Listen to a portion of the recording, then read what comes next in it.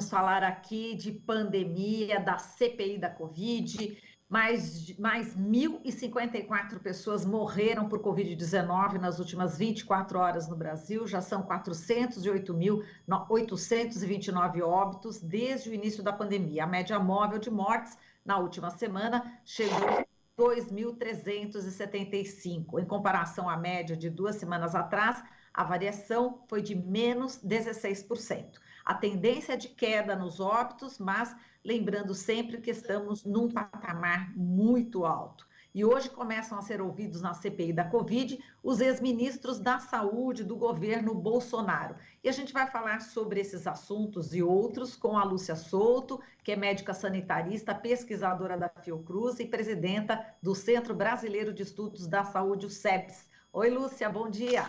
Prazer em recebê-la aqui. Bom dia. Bom dia, Marilu. Bom dia a todos da Rádio Brasil Atual. Bom, Lúcia, vamos começar aqui por essa questão aí das mortes, do número de casos também, né? Como você está vendo a flexibilização também em muitos municípios do país diante dessa diminuição. Era hora de flexibilizar, Lúcia, a gente sabe que, enfim, as entidades, né, que compõem a Frente pela Vida, inclusive o SEBS, entraram no dia 8 de abril, né, com pedido ao Supremo, junto ao Supremo Tribunal Federal, justamente para que ocorresse um lockdown de 21 dias. Esses 21 dias já se passaram, né, desde o dia 8 de abril, além do auxílio emergencial que vocês pediram para a população que está passando realmente muita necessidade. Como é que está a tramitação aí desse pedido, Lúcia, dessa ATPF, né, Arguição de Descumprimento de Preceito Fundamental, no STF? Olha, ela já foi, como o STF encaminhou, para esclarecimentos da Presidência da República e da Procuradoria-Geral da República, né? E as respostas, quer dizer que nós já recebemos por enquanto, né? Mas elas são, assim, quase que uma prova para ser colocada na CPI. Porque os argumentos que são utilizados são os mesmos que nós colocamos, que revelam um projeto. Sabe, é uma coisa, não precisa, economia, aquela mesma conversa que vem sendo desenrolada no Brasil e que é o projeto que imagino que isso vai ser objeto da Comissão Parlamentar de Inquérito para comprovar e já há inúmeros, nós estudamos, a USP estudou, inúmeros estudos mostrando detalhadamente todas as iniciativas, são mais de 3.040 iniciativas, seja portarias, decretos, que mostram como o governo propositalmente criou esse inferno que o Brasil está vivendo hoje. Quer dizer, uma política premeditada.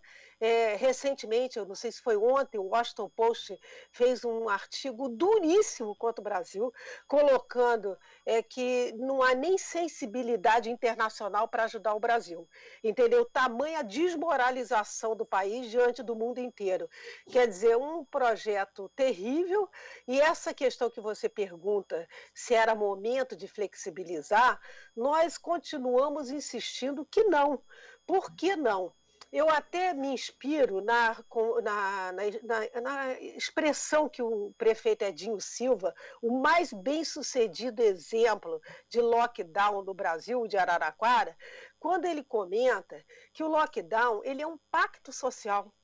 É um pacto social que ele conversou com toda a cidade, com todos os segmentos, mostrando os dados, mostrando as informações e mostrando a necessidade de fazer o lockdown em defesa daquela comunidade, daquele bairro, daquela cidade, né?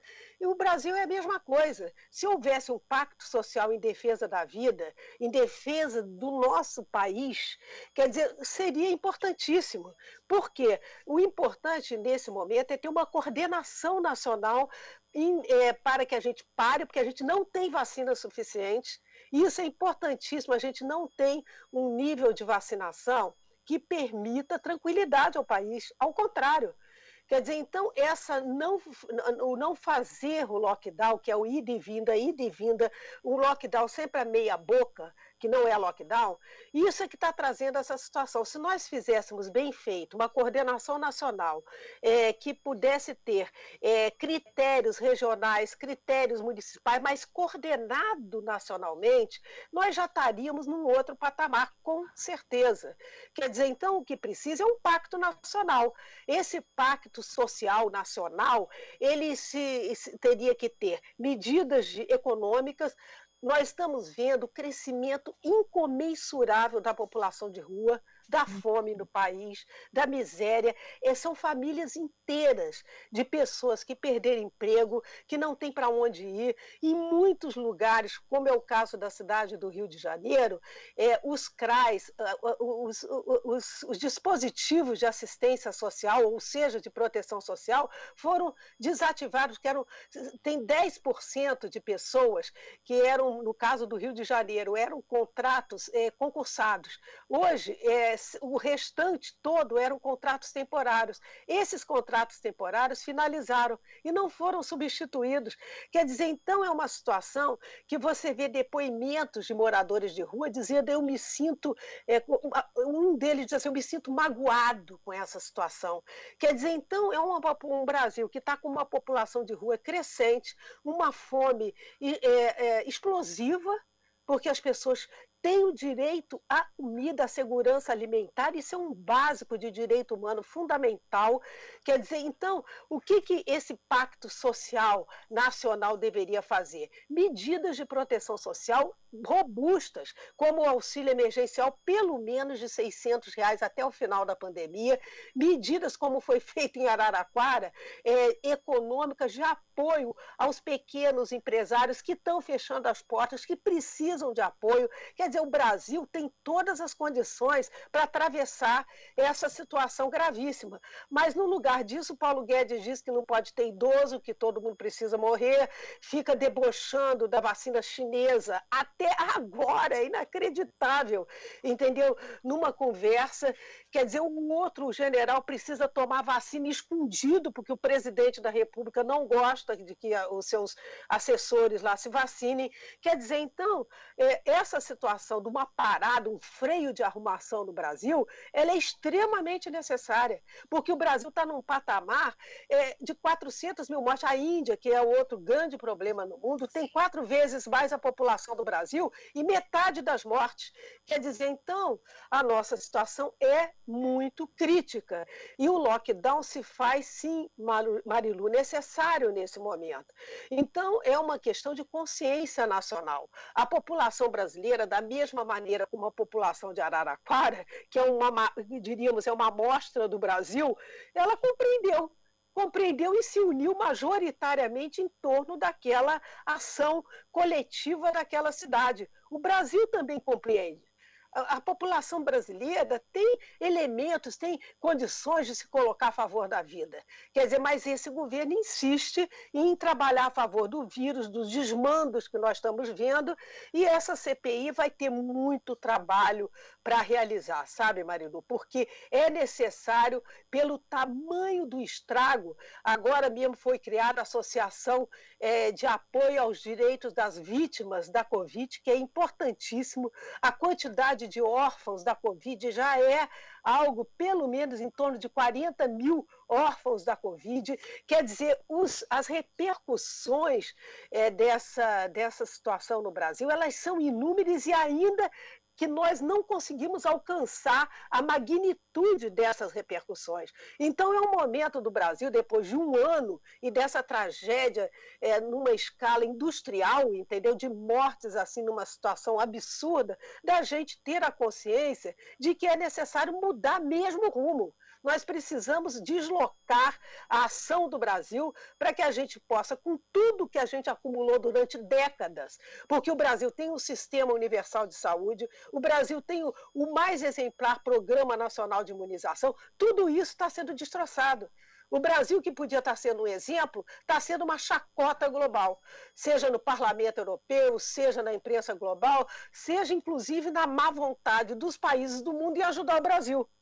Nesse ponto, em relação a esses países, né, do primeiro mundo, que não, enfim, não estão ajudando da maneira como deveriam, né, ajudar o Brasil, a gente sabe que é justamente por conta do presidente Jair Bolsonaro, mas temos aqui a nossa população, né, temos aqui as pessoas que não são do governo Bolsonaro, não votaram, e mesmo aquelas que votaram, enfim, precisam também do atendimento, obviamente.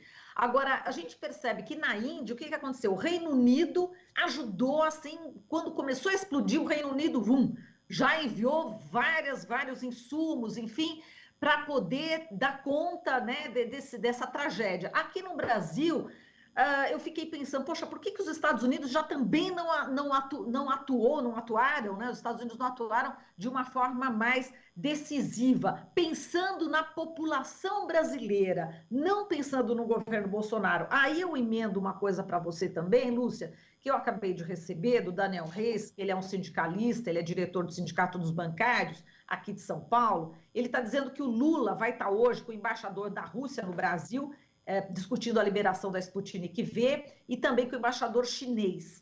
Enfim, nós temos aí praticamente uma liderança importante também tentando esse apoio. Como é que você vê também esses países de primeiro mundo, essa não tomada de decisão em auxiliar a população brasileira? Olha, Marilu, eu acho isso uma coisa realmente deplorável e mostra o tamanho da crise civilizatória que nós estamos vivendo. Como até o próprio presidente, o Tedros Adhanom, da Organização Mundial da Saúde, alertou há mais de um mês, e até o ano passado ele colocou isso, que era uma falência moral do mundo. Se nós não conseguíssemos ter uma coordenação global, porque se trata disso, é uma pandemia. Pandemia atinge todos os países do mundo. E alguns estão exemplarmente se colocando, né? Mas, na verdade, essa pandemia precisa de ações globais, multilaterais, coordenadas. Mas o Brasil, seguindo o exemplo do Trump lá atrás, ele quis também sair da Organização Mundial da Saúde, que é um organismo multilateral extremamente necessário para gerir e fazer a gestão dessa pandemia a nível global. A OMS vem colocando a questão das vacinas como um bem público. E, nesse sentido, por exemplo, eu acho deplorável que os Estados Unidos, com sobra de vacinas, ele não desloque essas vacinas para os países que estão numa emergência crítica sanitária. Quer dizer, isso faz toda a diferença hoje, entendeu? Porque nós precisamos de mais vacina hoje. Então, esses esforços coordenados globalmente, eles são indispensáveis. E pegando esse exemplo do André, como é que é o nome do sindicalista que falou? Daniel Reis. O Daniel Reis. O Daniel coloca muito bem, eu não sei qual é a agenda que vai ser viabilizada em Brasília hoje do presidente Lula, porque há algumas controvérsias aí com relação a alguns encontros, né? Mas, de qualquer maneira, o presidente Lula, ele deu já um exemplo há mais de um mês, quando ele sugeriu que o Biden convocasse o G20 e a ONU, entendeu? Para que pudesse ter um tema só, vacinas, vacinas, vacinas, a pandemia, e que pudesse organizar uma ação global tratando, por exemplo, vacinas como um bem comum. Mas também é importante, né, que a gente compreenda que esse tipo de ação, ela seria indispensável, né? Quer dizer, isso que o presidente Lula, ex-presidente Lula está fazendo, é algo de um estadista que quer o bem da sua população, do seu povo, independente de cor partidária, independente de origem, porque é disso que se trata. Em momentos graves, é que nós vemos a grandeza das suas lideranças. As lideranças que realmente estão a favor do bem-estar da população, sem tratar e colocar numa situação até ridícula, digamos assim, uma ação politiqueira. Quer dizer, não é momento disso, é momento de união nacional. E essa união nacional e união global. Então, todas essas ações do mundo, transformando vacinas numa guerra comercial, entendeu? E não tratando como a OMS propõe, como nós da Frente pela Vida estamos propondo, e muitos outros mundo afora, e o ex-presidente Lula também, como um bem comum da humanidade. Quer dizer, nessas crises gigantescas que a humanidade está servindo, é momento da gente colocar em cima de tudo, acima de tudo, a vida e o bem-estar das populações do mundo. Então, isso é que nós precisamos nesse momento. É essa atitude que faz toda a diferença, né? Exato. Lúcia, agora vamos falar da CPI da Covid. Hoje, às 10 da manhã, vai depor o Luiz Henrique Mandetta e às 2 da tarde o Nelson Teich. O Nelson ficou praticamente muito pouco, no 29 dias, mas o Luiz Henrique Mandetta ficou bem mais.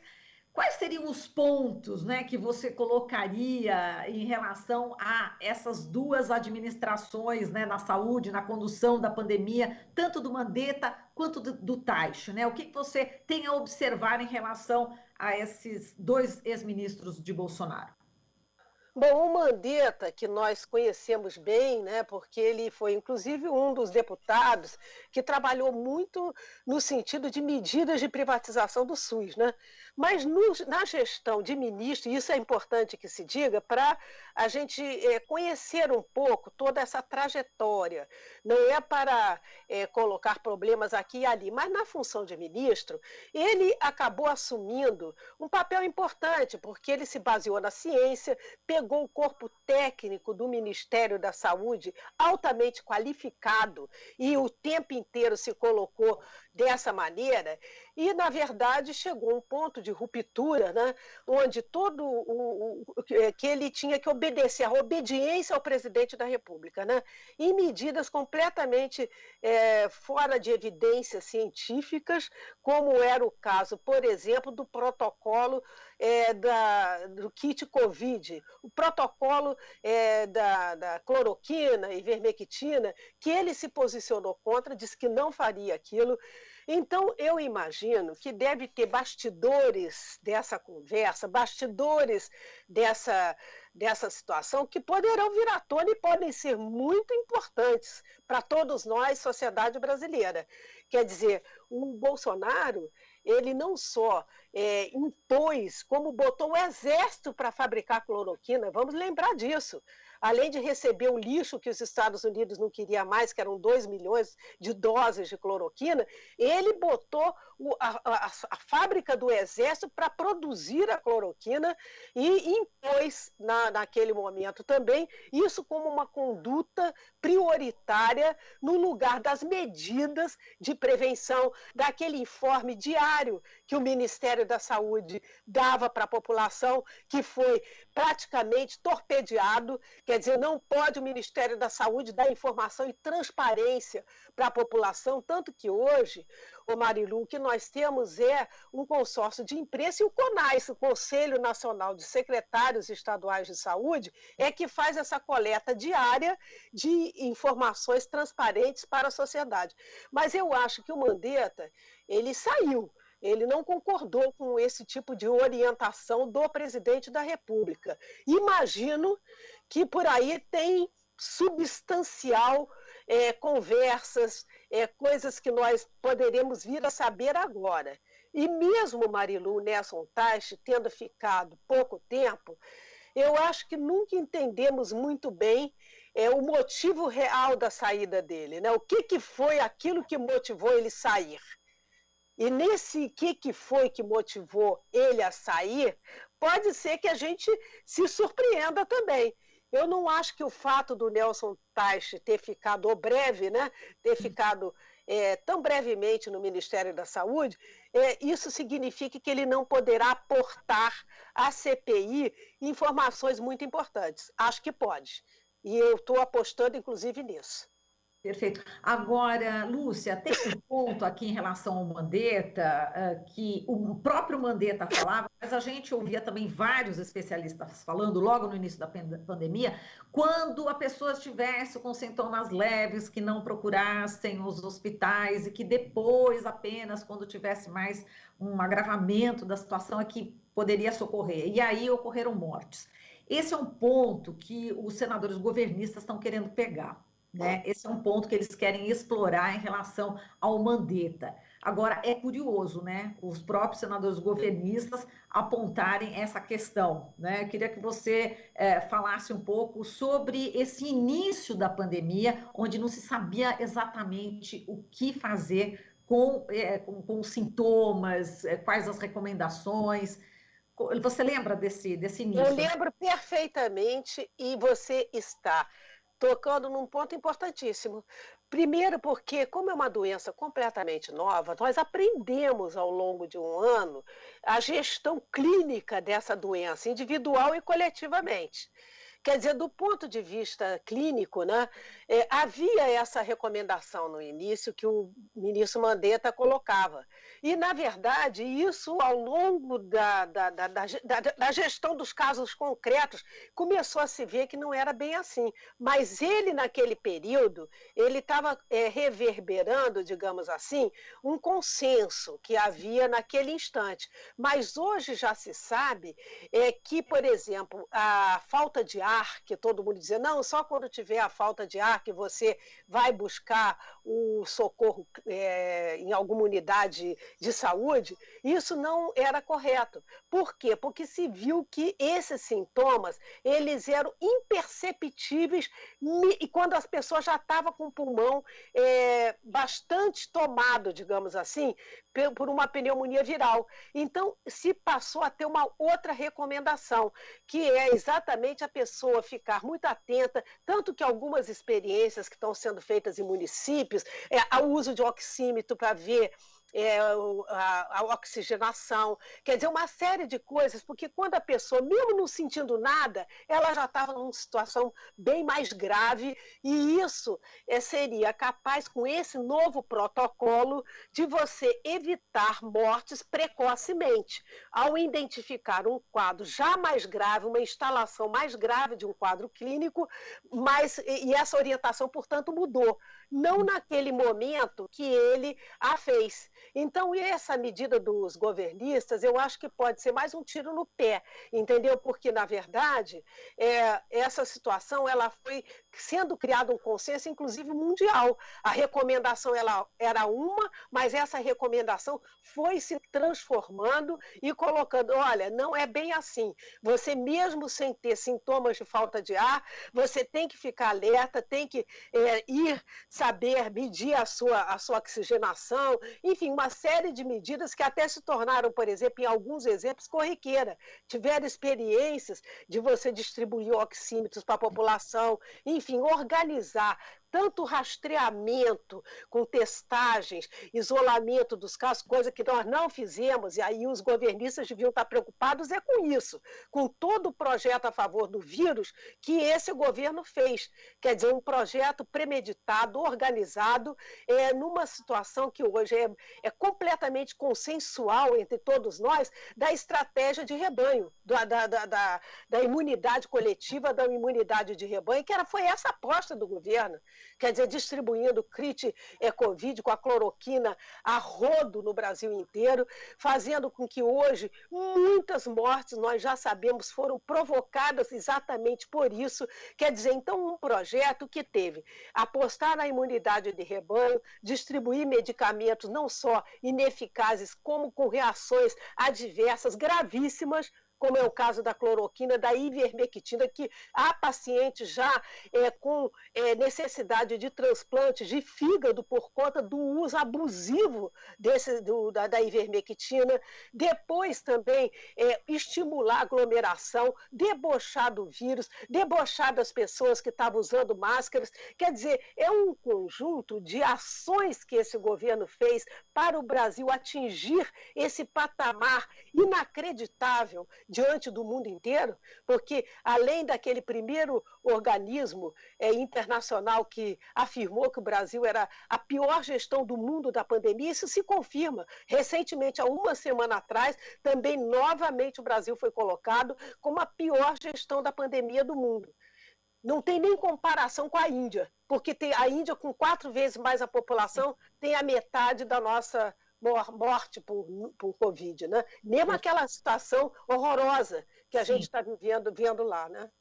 Tá certo, Lúcia. Bom, a gente agradece aqui a sua participação, excelente, como sempre. Muitíssimo obrigada e até uma próxima, tá, Lúcia? Até uma próxima, Marilu. Bom dia a todas e a todos.